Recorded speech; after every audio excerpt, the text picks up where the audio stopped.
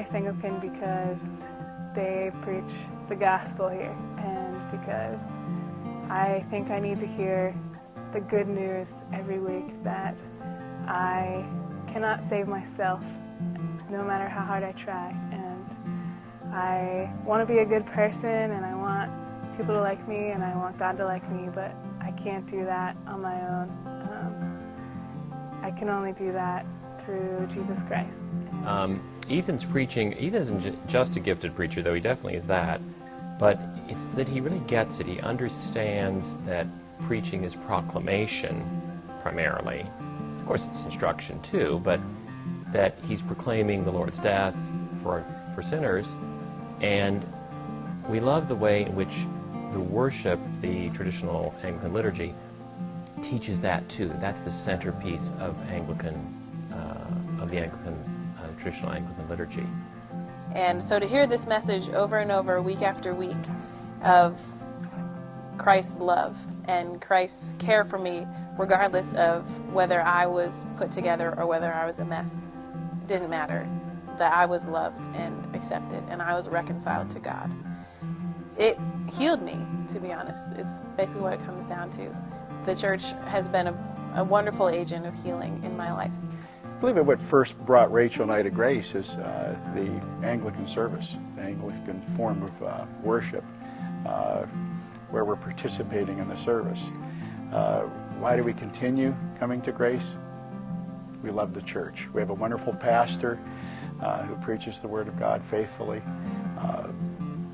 When I had a significant life-threatening health problem, Ethan came to our house. He anointed me with oil, prayed for me, served communion to us. A lot of support from the members of this church, praying for me, words of encouragement.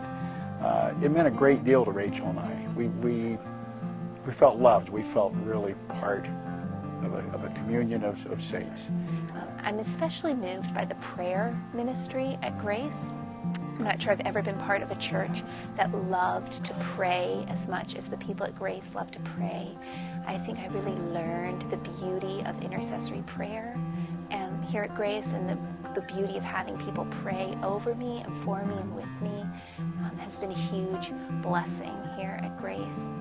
And the world that surrounds us is full of suffering, and everyone in the world tries to make sense of that suffering.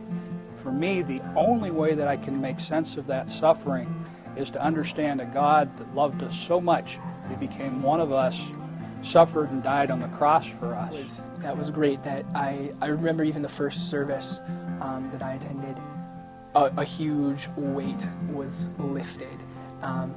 And the funny thing is that when you hear the gospel that says you're accepted and loved unconditionally regardless of what you do, suddenly you're actually motivated to do the things that you're supposed to do.